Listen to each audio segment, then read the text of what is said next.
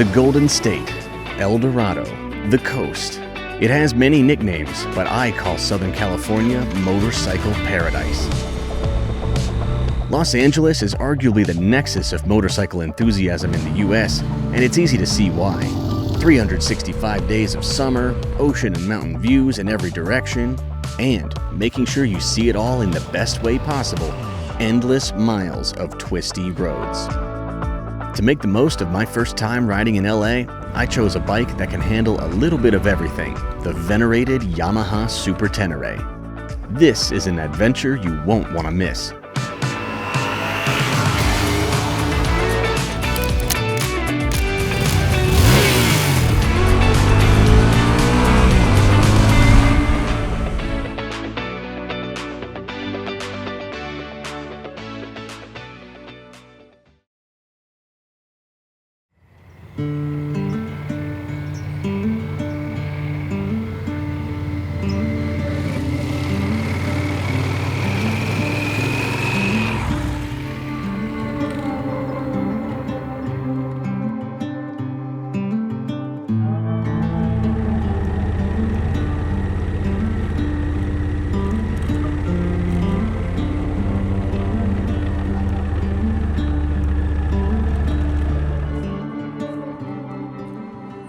Raise your hand if you've ever heard of the California Double. For those of you who don't know, that's when you go surfing and snowboarding in the same day. I've done my own sort of miniature version of a California Double this morning, which is freezing my ass off on the 5 on the way here and sweating my ass off maneuvering this absolute beast of a motorcycle at this turnaround point. More on this bad boy later on. For now, we're gonna get back on the road. We're here at the foot of Browns Canyon Road in the northwestern corner of the San Fernando Valley in California. I think we're still in LA County. Anyway, a few miles up this hill is a pretty interesting Cold War relic that I want to explore in the early morning light.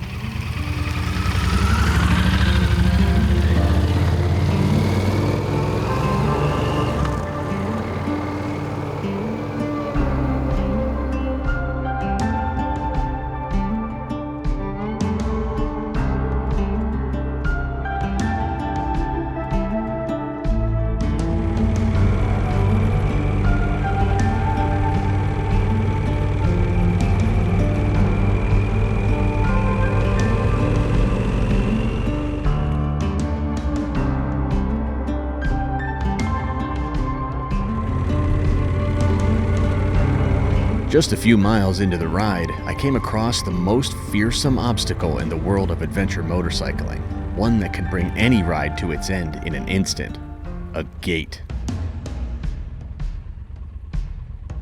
This one had locks on it, but it was unlocked. I didn't see any signage to suggest I'd be trespassing beyond this point, so we adventure on.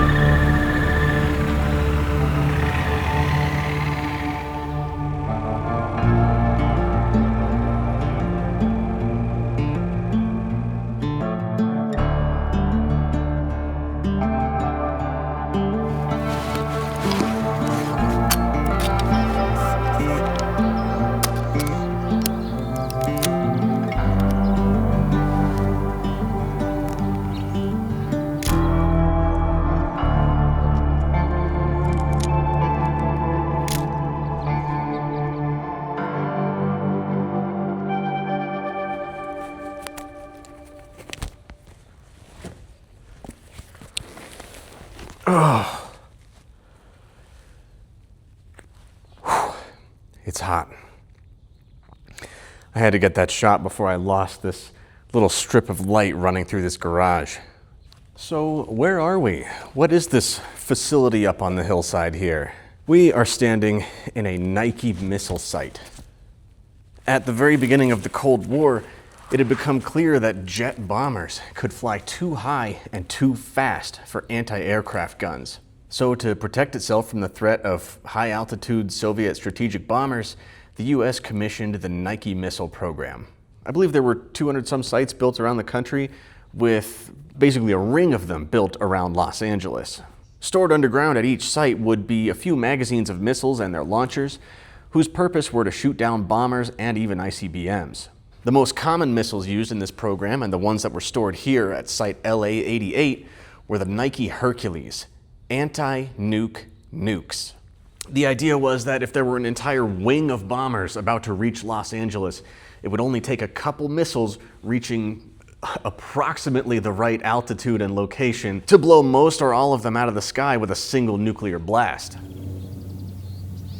Anyway, as you can see, the sites have been decommissioned for a long time. This one happens to be one of the more intact. I wanted a little adventure on this adventure bike. LA is famous for its twisty and scenic roads, Angeles Crest, Pacific Coast Highway, and we will be visiting those. But this area is also chock full of opportunities to explore off the beaten path, little canyon roads, paved and unpaved, and interesting places like this one. I'm going to wander around here, take a few pictures, and then head back out into the valley. Lots to do today.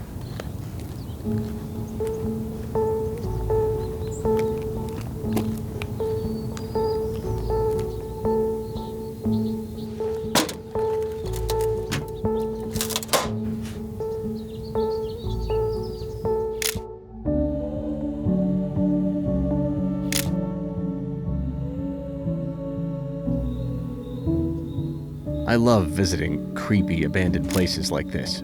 They always remind me of that haunting phrase, "You can go back, but no one will be there."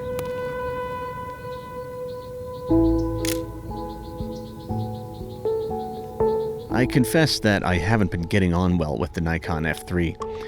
In particular, the light meter, heavily center-weighted yet not quite a spot meter, has been difficult to master. However, one of the great things about analog photography is that imperfect film photos are still special. These flawed shots have a quality to them that's almost like a faded memory, a quality shared by this missile site.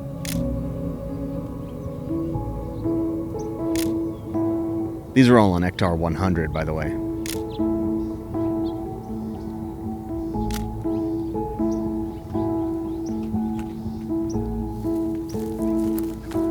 I had read that it's possible to access the underground missile magazines here, but in the limited time I had, I didn't manage to sniff out the entrance hatch. I would later realize that I had actually ridden right past it. Oh well, just means I'll have to come back up here sometime.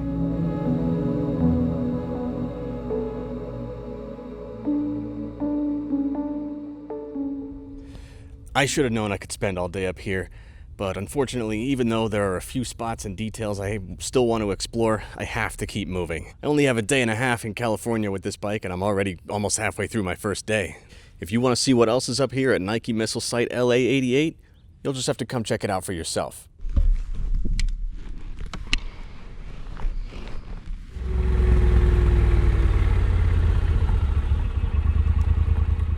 Do you remember that gate? The one that was unlocked when I passed through it on my way up here? Yeah, that one. In what was either a stroke of bad luck or just a sick joke, someone closed and locked it while I was up at the missile site. Those utility workers in the truck were struggling to get the thing open. If they couldn't, it would mean they couldn't reach whatever job they'd been called out to, and it would mean I was trapped up here with no way to get back downhill until someone came along with a key. Or so I thought. The longer I waited, the more it seemed like a good idea to try and squeeze the portly Super Tenere through the pedestrian gap next to the closed gate. I didn't exactly take measurements, but I knew it was going to be tight even if it did work.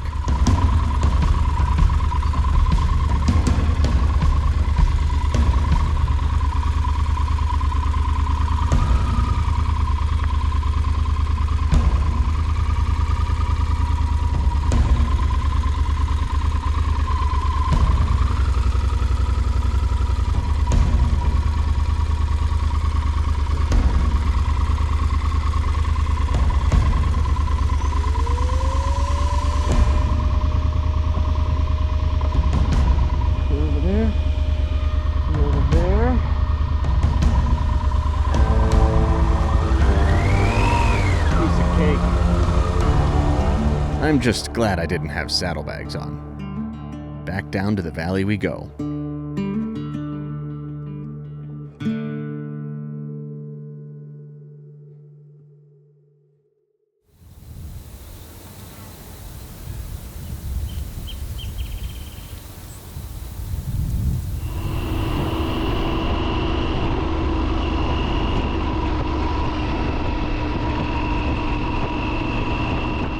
We're back down in the valley now. Well, I don't know if this is the valley, but it's a valley. If you couldn't tell, I lost my GoPro microphone adapter. I stopped at this Best Buy thinking I might be able to buy a replacement, but they didn't have them, so we're just gonna make do. From here, we're headed towards the ocean via Westlake Boulevard and Yerba Buena Road. A full-size adventure bike is what you ride when you want to travel both paved and dirt roads and have a lot of highway to cover in between. I only had to spend about 15 miles on the 101, and the Super T made mincemeat of it.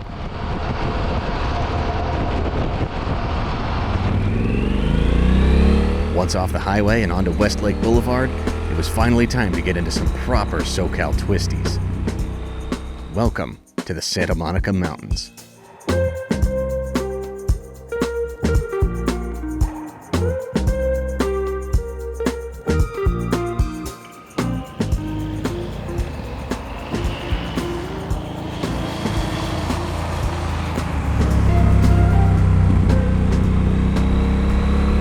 I seethe with jealousy at the thought that some people are lucky enough to actually live up here.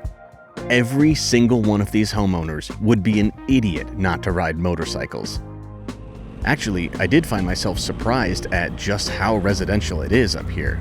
These roads are juicy, but unless you really know the territory, there's no predicting which of these blind corners might get interrupted by someone pulling out of their driveway. My usual tame touring pace felt perfect up here.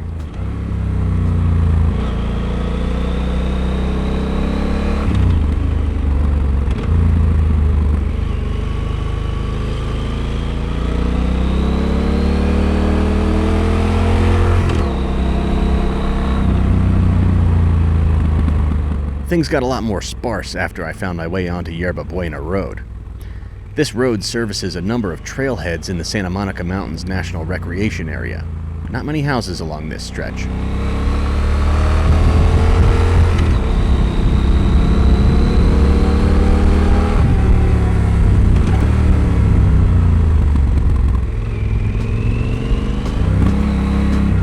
This is exactly the sort of riding I was hoping to find up here. Carefree California cruising.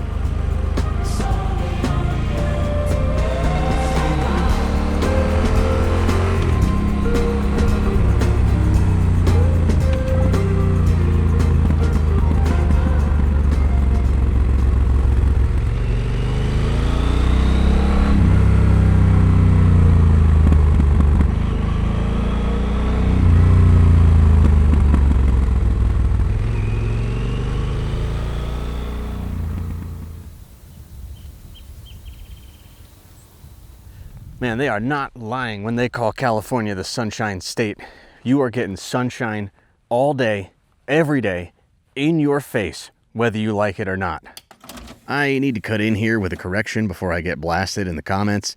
The Sunshine State is not the nickname for California. That would be the Golden State. The Sunshine State is Florida. My point still stands. We're here about halfway down Yerba Buena Canyon.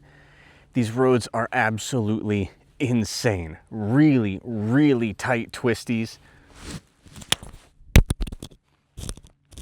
I said really, really tight twisties and jaw-dropping views in every direction. It is incredible up here. There's a lot of haze today. I can't tell if it's haze or smoke or smog. I can't quite see all the way to the ocean yet, but should be coming up on it pretty soon. But first, I do think it's time to talk about this motorcycle, the Yamaha XT1200Z Super Tenere. I rented this motorcycle through it's the Turo of motorcycles. I rented this motorcycle through Riders Share. You already know what it is. Link to sign up in the description if you haven't already. If you do use my link, we'll both get a small credit. So you may be asking why I would choose the Yamaha Super Tenere to ride around LA County. This is possibly the sexiest place in America, and here I am dork-maxing on a full-size ADV with a 60-liter top case. Well, the answer really just comes down to versatility and comfort.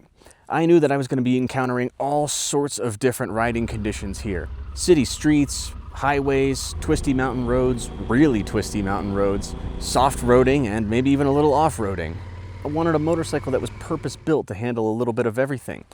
I also knew that I was going to be having long days in the saddle, trying to make the most of these 2 days I have in LA.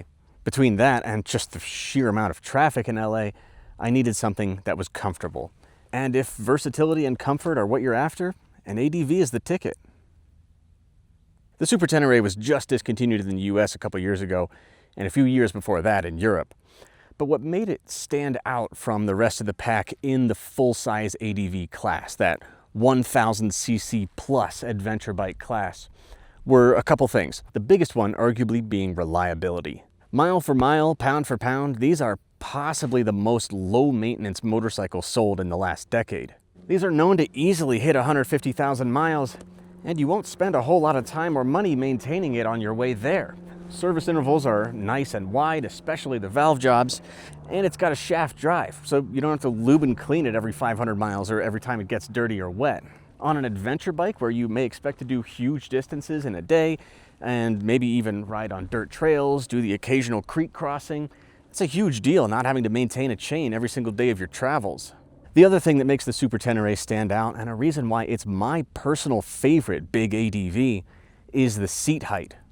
By default, it's I think 34 inches, and in the low position, it's just a hair over 33. Now, as I always say, a motorcycle is only as heavy as it is tall, and vice versa, and this is a very heavy bike at close to 600 pounds wet, but it carries that weight very low. I'll be honest, it does require some effort to move around in tight spaces, and it can get a little hairy in really low-speed maneuvers on uneven surfaces, but compare that to an R1300 GS, I can't even lift that bike off the side stand. No, the Super Tenere's low seat height makes it accessible to me in a category of motorcycles that I'm normally locked out of.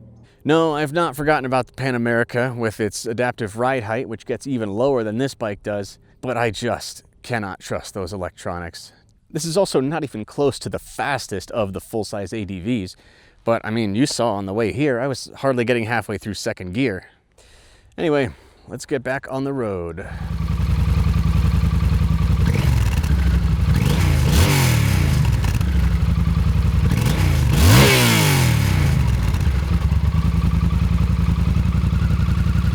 A few quick notes about this specific Super Tenere.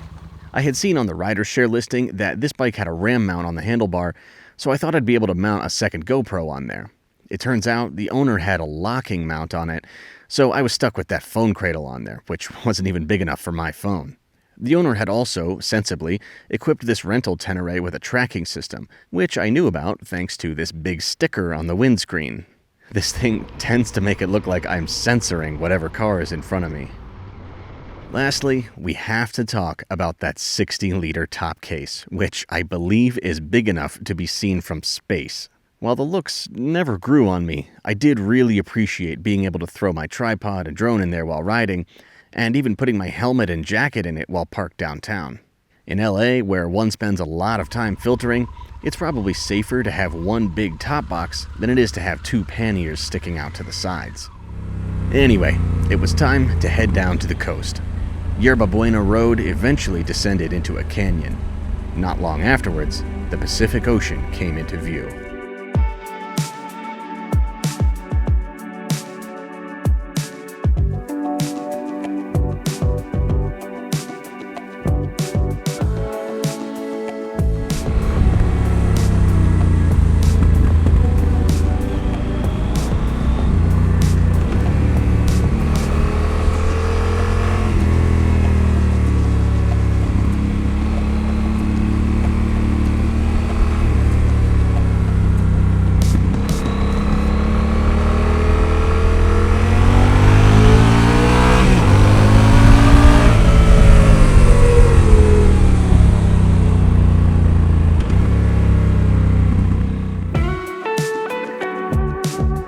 It was around this time that I realized I hadn't eaten for about 9 hours, which needed to be rectified immediately.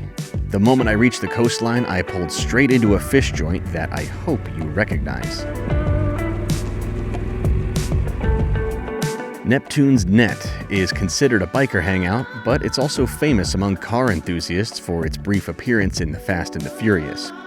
It's a fun little historic spot with great views, serving some of the okayest fried fish I've ever eaten. It scratched the itch, but I'll be trying something different when I inevitably come back here someday.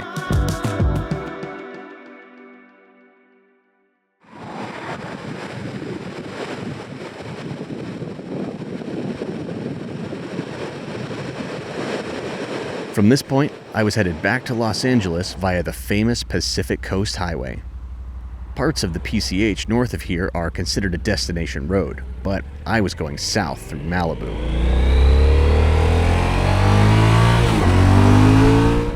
I've never been much of a beach guy, and even I will admit that Malibu is stunning.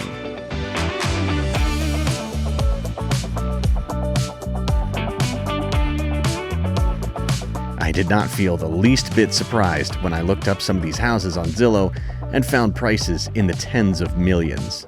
A guy can dream, right? Most of my 30-mile return trip was bumper-to-bumper traffic due to some construction. Fortunately for me, I was riding a motorcycle. I can filter at home in DC, but it's different here in California. Lane splitting is not only legal here, but is a part of everyday driving etiquette. I found most cars making room when I came up behind them because drivers here have understood for their whole lives that every filtering motorcycle is one less car adding to the congestion. Google Maps had said this journey would take about 2 hours, but being able to opt out of the traffic jam got me back to LA in 40 minutes. Now that I think about it, I'm pretty sure filtering through Malibu traffic on the Pacific Coast Highway is the single most California thing I've ever done. I think I'm starting to like this place. That's all for today's ride. Tune in next time to see the Super Tenere take on Angeles Crest Highway. You all ride safe, and thanks for watching.